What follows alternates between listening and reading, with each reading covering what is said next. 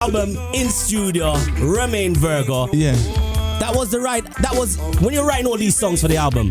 Lovesick was on your mind. You were saying, I'm going to find the songs that the woman that's giving me problems or the woman that giving me problems, they'll identify with these songs. Yeah. Problem line, you're gone. I mean, remember, Lovesick now is different moods and different times and different things that people would go through. Yeah, but you're taking beatings on this album, man. You're taking some beatings. Lovesick is a beating. You have some sweet party. Sweet liar. If I find a woman's a sweet liar, yeah, I'd be lovesick too. Lovesick in my belly. Trouble on the Chancery Lane. Yeah. That is a problem. Mm-hmm. That tune is a problem. Beaten. It's a beating again. Love Beaten, aka Lovesick. Brilliant album though, bro. Give thanks and praise. How's the album doing so far? I think it's doing well so far. You know, we've been on the road since the album, you know, when the album dropped, you know, on the 30th. You know, and you know, I think one of the time we see it like it entered the iTunes chart at number 5 or something like that. Yeah, and you know, so I haven't been keeping up with it, but that's so far over social media, because that's where I get to see all of what is going on in everybody. No, that's where we get to see your fans, your female fans. Yeah. How are they receiving the album? Very nice. You know, and the thing about it, I thought the songs that, you know, would be everybody's song. Yeah. You know, that those songs would be the ones that everybody would be talking about. Yeah. But I find say, some of them have sent me some songs and I say, wow. I thought I would be the only one who you know, because you know, as artists who like some songs that nobody else don't like. You know, but you know, everybody I find some songs on it when I say, this is so nice. And you know? As I'm jesting, I'm joking when I say that. Obviously, the album's called Lovesick, but a lot of the songs, obviously, it's about relationships. But the choice of argument in the songs that you are putting across now is totally different from Romain Virgo. Yeah. Late 2000. This is a very mature Romain Virgo. True. And it sounds as if you've had your fair share of relationships and you're putting them in the songs now. Yeah, man. I mean, you know, Lovesick is really, really, really and truly in a series of events that happened in my life personally. You know, and I used all of these experiences now to just create a story. Have any of the ladies forgiven you? I feel like any of the ladies, all the ladies them have been through things. Yeah. You know, I think them love me, see me. All right. You know, they've forgiven me, and because of the person I am, and I always try to reason through things and come to a point where both sides understand. All right, you see the song Trouble? Is that a real life situation? I've been there. Jeez. I've been there, you know. Maybe not, people need to buy the album. Maybe not every single thing that we say in the song, you know. But Trouble, I've been close to very, very, very, very close. Yeah. When I listen to Trouble, that sounds like a man who's been. That sounds like a battle-hardened man, you know. A battle-hardened man just cramped up by one single female. I say if me didn't know. Yo, that's like car crash. Yeah. You have a program named Jeremy Kyle in the UK. You'd end up on Jeremy Kyle with that song there, Trouble. Yeah, tell you. Some serious songs on the album. Yeah, man, Trouble is one of my favorite songs. On the album too. I remember recording that song. I remember writing that song. You know, trust me. I remember when I called Kurt Riley and said, Kurt, I have a song for the rhythm now. I'm gonna send you a voice note and tell me what you think. I'm gonna send him the voice note, and instead of him sending me back what him think, and girlfriend has sent something and say, yo, she love the song. See what I'm saying? You know, so out of the blue, you know, all of this excitement, and you know, right away me say, yo, me need for just voice this song. So we tell Kurt whenever you're ready. And it was like, I think the following evening we went to the studio and just get it done. Get it done, get it out of the way, and it was good. You know, me enjoy recording and just the whole vibe that day at the studio. So ladies, if you hear the track Trouble and it sounds like your relationship or close to that relationship, Romain's got you. It's got your ticket. Brilliant album. Now, third album in. You're doing Romain Virgo, you're doing the artist, you're building your profile as an artist. Does Jamaica still absorb albums, like putting out quality albums? How does that vary? Because you're out here, you get to see, you can walk with this down the street through halls then, and people will say, go to Jamaica and walk with this and say, my money? Yeah. What's in here? You have money in I here? think How much in here? They're looking for like a nanny, you know what I mean? Yeah. Want that money? I think there are just a few people in Jamaica nowhere, still like album, the vibe of albums. I think we'll lose it really and truly where accepting music and loving music how we should really love and appreciate music. Jamaica was making its voice be heard. Hi, are going to say what I have to say. Damian Marley and Chronic's album. That was like for 1 week the whole of Jamaica realized what albums was all about. And everybody had an opinion on what an album is supposed to be. Yeah, I think at the artists at the end of the day.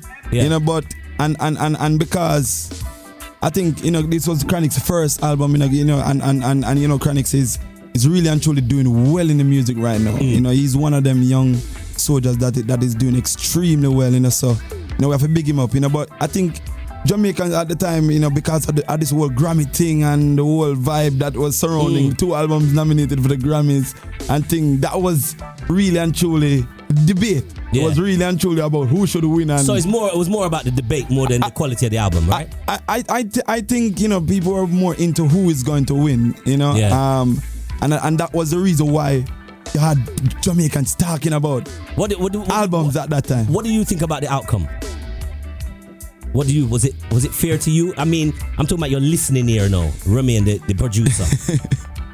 Boy, 2 beautiful albums, wonderful albums by 2 top star, 2 top reggae star. I respect both of them very, very much.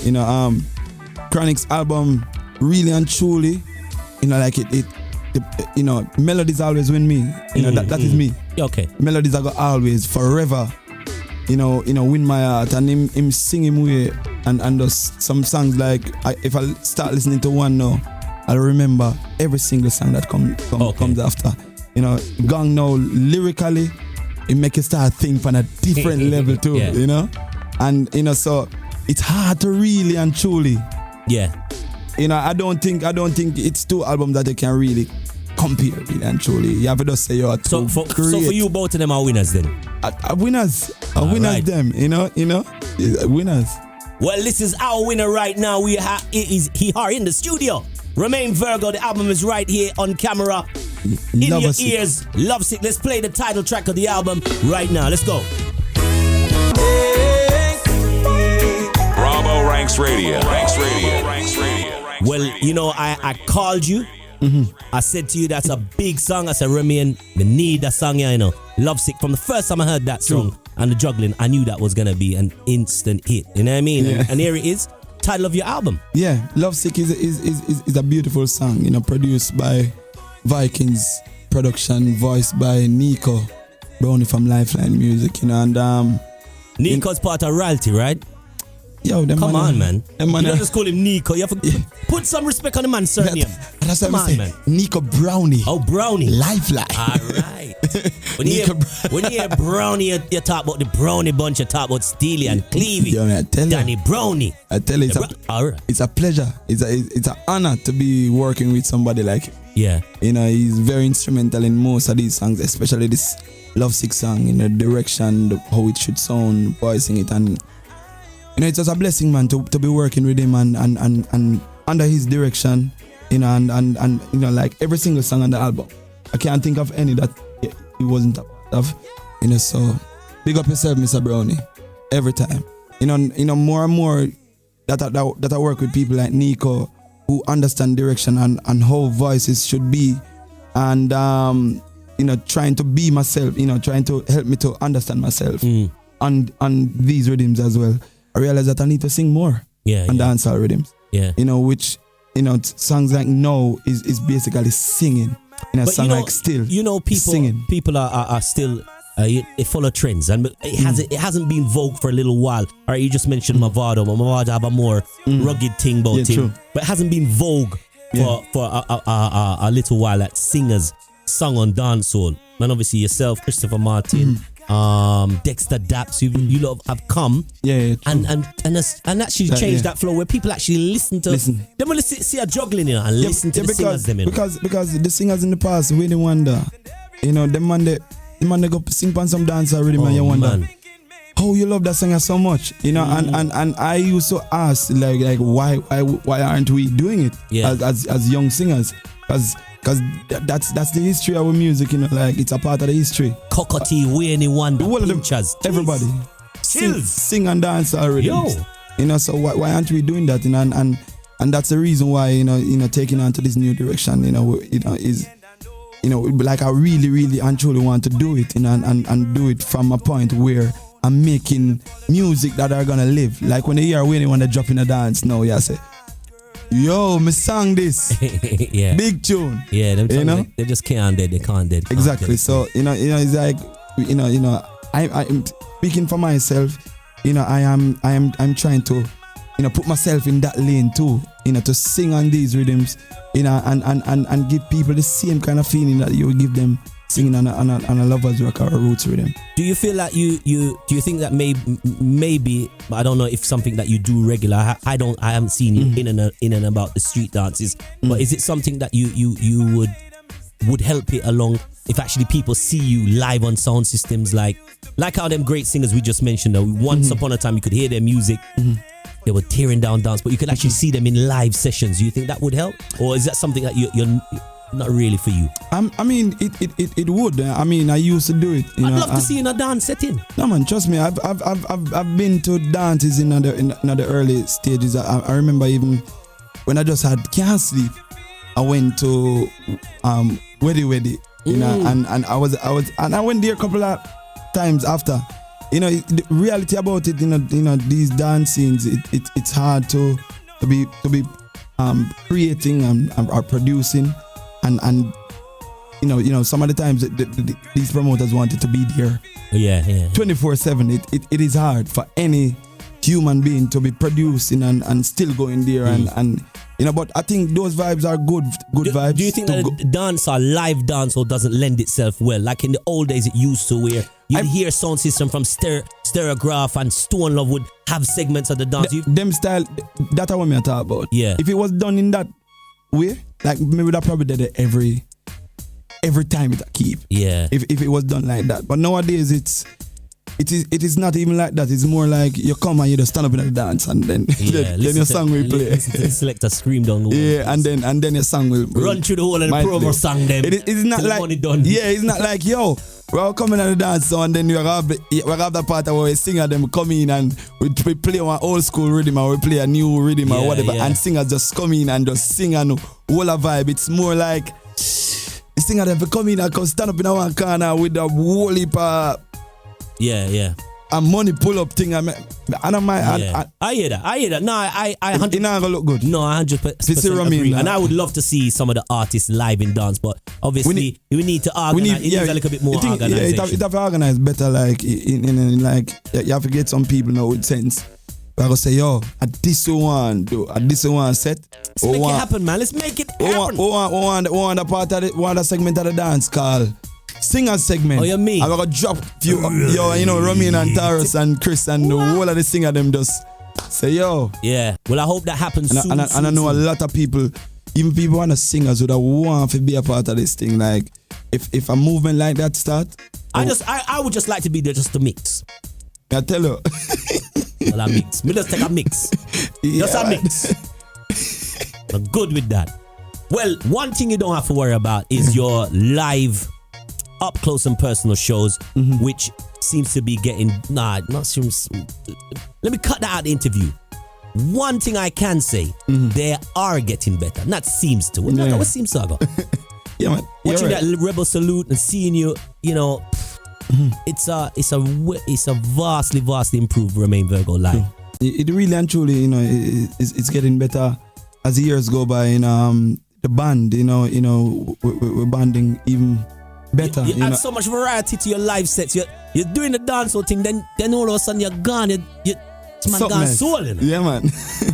You know, trust me, it's an experience. You know, when you come to one of our shows and as as I say, it's getting better. I look in and I see where I need to correct things. Yeah. You know, I watch back my shows and I see, I mean, you need to relax. You sound like you shout, relax, sing. As a youth, as you know, coming in the music business, I always say, I always want to give an energetic performance. I know that it's love songs, most of the songs. Yeah. But how can I make this performance have some form of energy just the same? And when you watch Bojo and you say Bojo jump and I hold him note same way, I say, oh, him do this. Yeah. You know, so it's always a dream and something when me always say, I want to do this. You know, and but you know, over the years I realized that I need to start, you know, get into fitness if I want to go on stage and jump and to sustain those. To sustain, yeah. And you know, made up my mind. I started gym. Every time I go to gym, I run now. But I thought you was a football youth. Well, I thought you was into football. I used to play football at a younger. You said that you used to play football. Yeah, I used to play football at a younger. But since I coming to Kingston, since Rising Stars, you know, I hardly say football. Oh wow. You know, so you know, and as I said, watching these greats, some of the names that I just called. Yeah. You know, the people who I look up to. I used to listen to a lot of Luciano live performances and just hear him sounding just like the record. And you know, and that is something I strive to. Yeah. You know, always sound like the record or even give a little extra. You know, whenever I'm on stage. So, you know, there's a whole lot. You know, I think there's room for a whole lot of improvement still. You know, I'm still working on the stage performance. I'm still working on everything that has to do with performance. You know, so you know we are going. I think it will get better as time goes by too. You're learning from the greats. I mean, the names you just called from Lucy, Beres, Buju. I remember Buju telling me a story about him when he first came in the business. Like yourself, very tall and slim, and he was on a stage show and he was in Japan, and on the show was Alton Ellis, the legend. Alton was on the stage performing effortlessly, just easy, and they had another show to do. And Alton saw him and said, "Son, I think you need to get your fitness up, you know. Yeah. If you want to sing like me." And he looked at Alton and he said, "Boy, I want to be like Alton." Yeah. And he said, "Rombo, me run over Nagasaki Hill." And he said, from the day he started to run, he started to run and get his fitness. I mean, his way of when Buju tell you a story, Nagasaki Hill. And he said the same thing, like get his fitness up. Yeah, man. And obviously, you know, the world is Buju, you know what I mean? Trust me. But listen, man. Learning from the greats. Give thanks. Romain Virgo in studio. Big up, boss. Ace.